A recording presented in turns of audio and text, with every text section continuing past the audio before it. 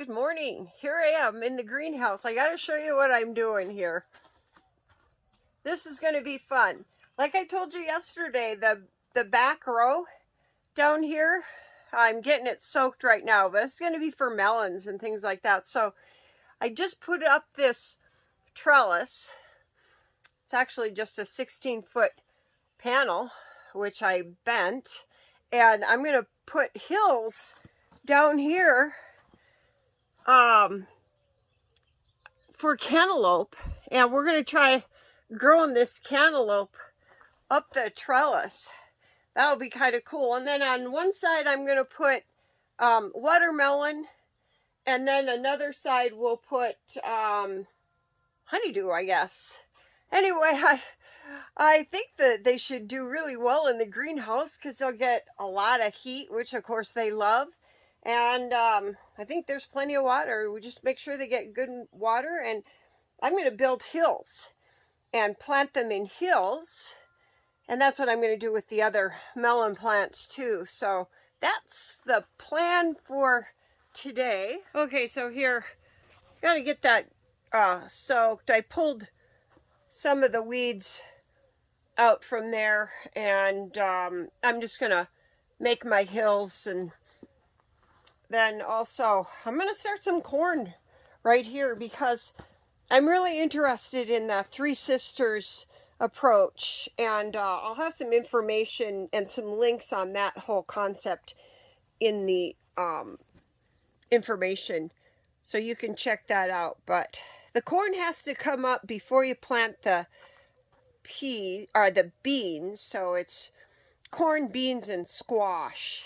And they all interact very effectively with each other. They're great companion plants because the corn, of course, is very nitrogen demanding. It'll draw the nitrogen out of your soil, but the pole beans actually put it back in. So they're the perfect companion. And then after the pole beans get going, then you can plant your squash, and the squash will be a good cover so that you won't get a whole lot of weeds. Well, that's my intention, and then I do want to get some flower starts and just some different things here. So we'll see how the day goes. Okay, so here's a little tip. It might seem pretty obvious, but if you get some of these tongue depressors, they're wide enough, you can, and a Sharpie, and have handy with you when you're planting, then you will remember what you've planted. Because believe me, those senior moments do happen, even if you're not a senior. So it is a good idea. I like to put the date when I planted and what I planted. And also, if I have the package available, I'll put the package with it too. It just helps a lot on down the line because a lot goes on in a garden, as you well know. So that's just a little tip I thought I'd throw in there. Okay, see what I mean? It's a simple thing, but believe me, it pays off in the long run. On the back I put the date. So you'd be surprised how you'll be thankful you took that extra minute to mark your rows. Okay, so now I got it wet enough. I'm going to put some pellets in there, and then I'm going to make my hills, and then I'm going to soak it again, and then we'll get those melon seeds in there.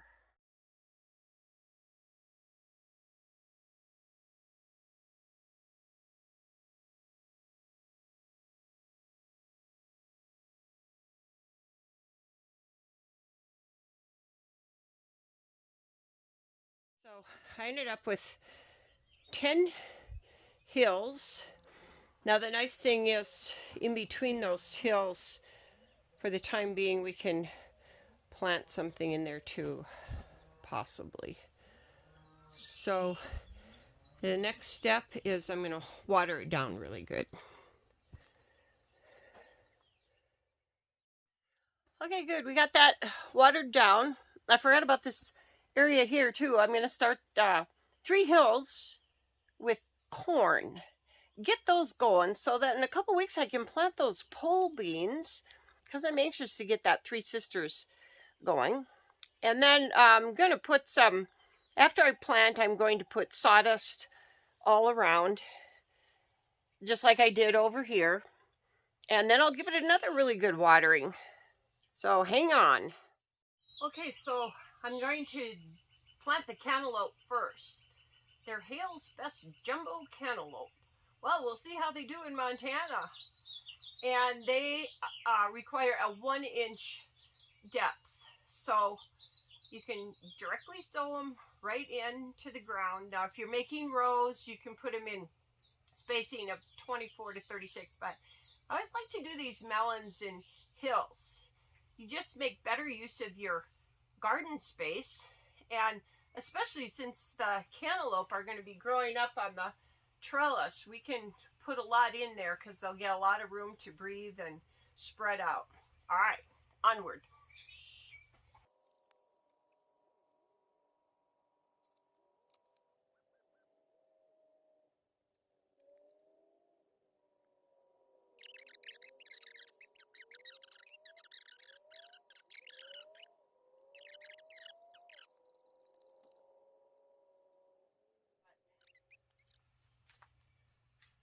Watermelon, honeydew. Get a little closer. So I've got yellow canary melon, honeydew, and watermelon. So I think we'll keep this honeydew and the yellow ones together, and we'll put those over there. Yeah, that'll be good. I got 3 hills. I think I can make 1 more hill. So I'll have 2 hills of each. The watermelon, I'll put over here in this corner. Well, let's get that watermelon planted. 1/2 inch depth. Again, I'm starting them out in a hill because I think the hill is the best way to go, in my opinion.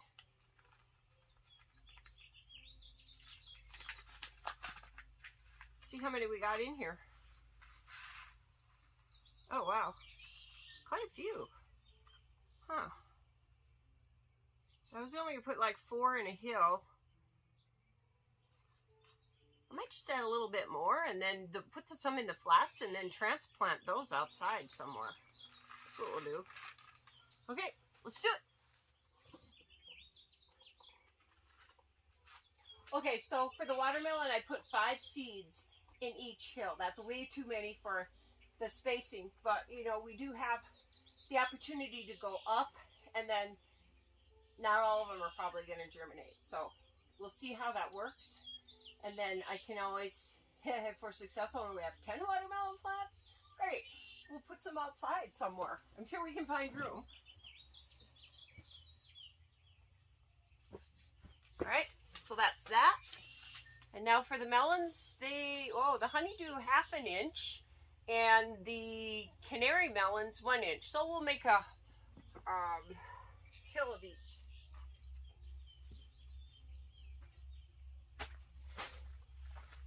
Okay, we got that. 2 hills of honeydew, which are way on the end, and 2 hills of melon yellow canary, and those are in the center there. I decided to just make another hill, and then as I said earlier, stitching time saves 9, so I'm going to go and make my markers because who knows what I'm going to remember in 2 weeks. So hang in there, I'll be back. I'm going to mark them up.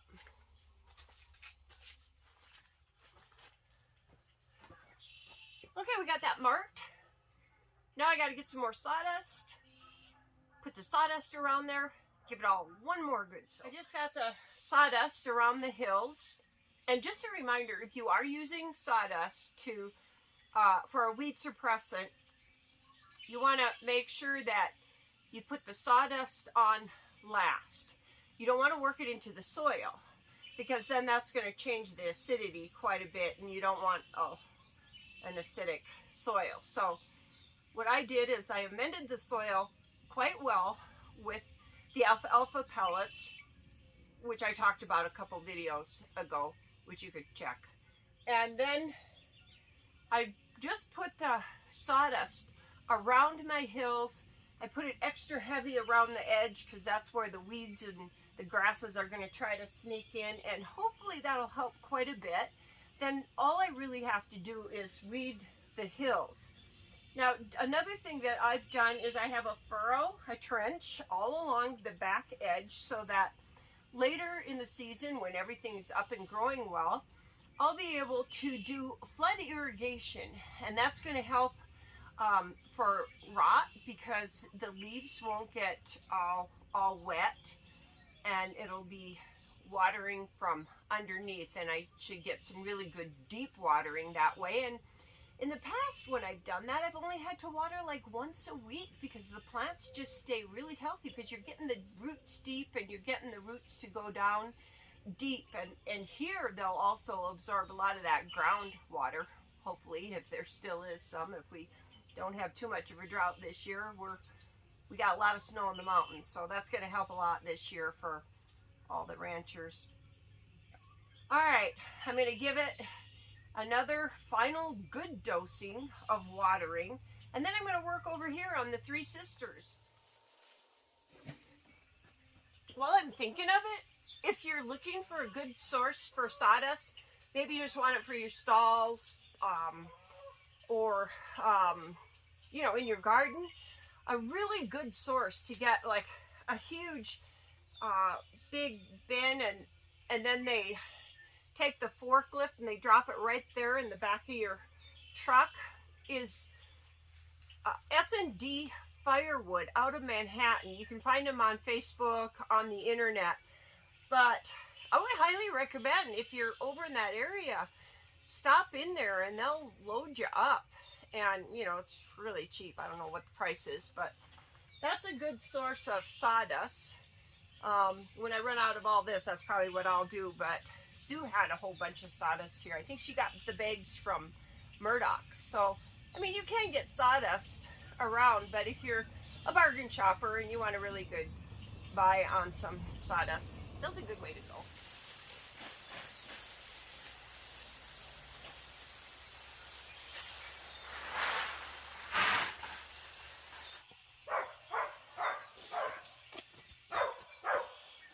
Okay, I got one last thing to do here. I'm gonna get these hills for the corn set up.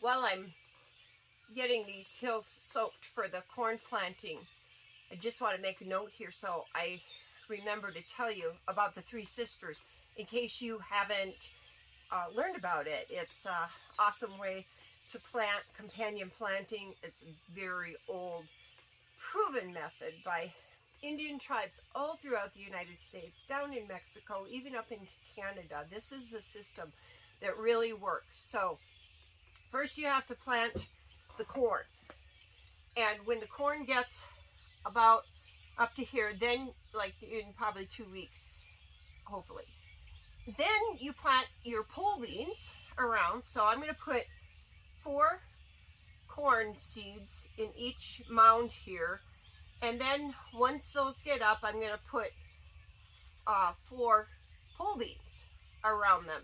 And then once they get a little bit more established, then you can go ahead and put a squash plant on either side, a winter squash plant. Now I'm starting it out here in the greenhouse because obviously I'm anxious to see stuff start growing. But outside, I have a whole big section dedicated to the Three Sisters. So we're going to plant the corn, beans, and squash outside as well. But this is just a little trial run, and it's going to be fun to see the difference because, you know, corn loves hot weather, beans like hot weather, so we'll get a little head start here.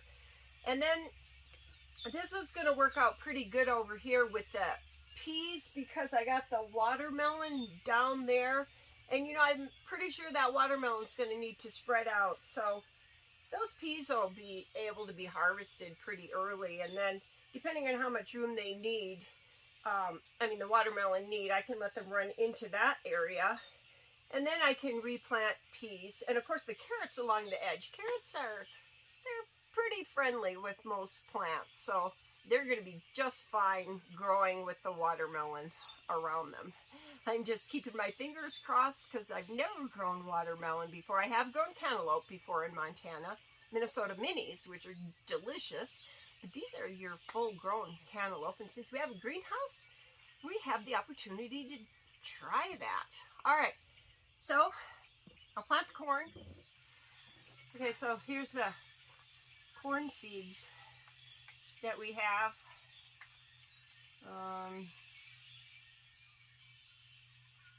They are heirloom seeds, so that's good. Non-GMO, that's good.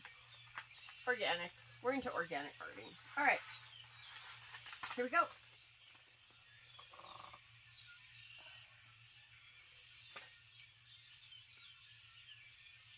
Oh yeah, 1 to 2 inches deep.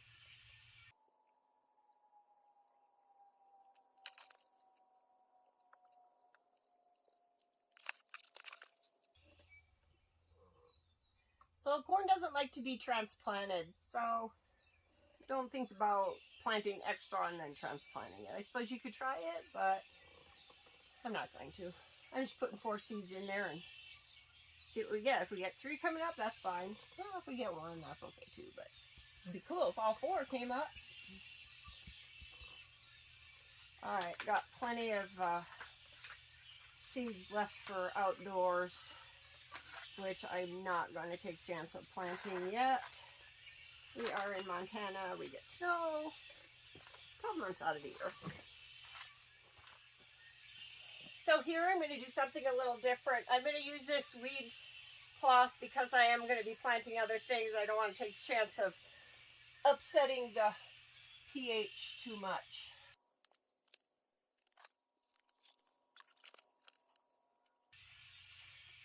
I'm just making an X over the hill.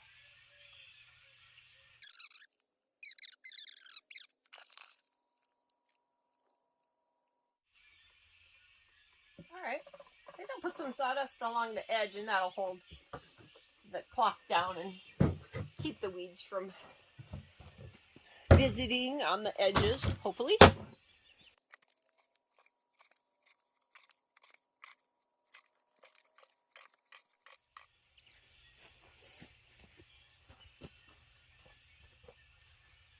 Okay, we got that taken care of. Now I'm going to see that orange container there.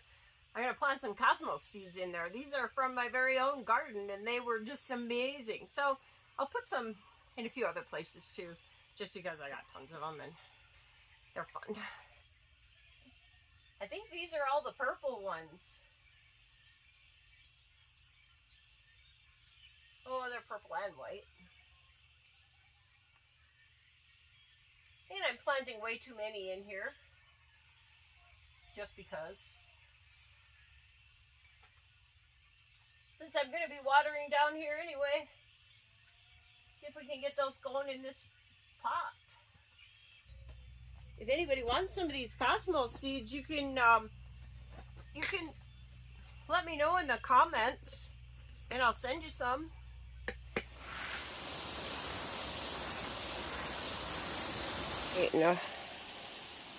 In about 7 days. Well, it's going to be fun, huh? All right, so I'm going to give this planting a good soak from yesterday. I got to make sure those seeds stay moist, and then, you know, once they start coming up, you got to be a little bit more careful not to overwater and stuff. I think gardening is a combination of science and intuition. You gotta do what you think feels right. That's pretty much how I do most everything. And I put more marigold seeds down in there. Marigold seeds that I collected around town in the fall. I like to work a few hours, usually about 3 hours in the morning, and I'm pretty well good. I got to get the work in first 3 hours or I get distracted with too many other things. All right, well, this is looking pretty good. Now I guess I can put this off one more day. I'll do some pot planting tomorrow, or maybe even tonight.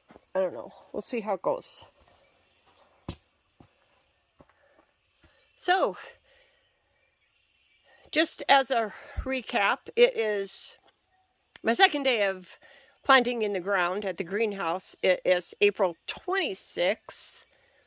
The temperatures outside are around in the 50s, but in here I'm not really sure. Sue has it up there in the house. So we got marigolds, cucumbers, sweet peas, snap peas, carrots.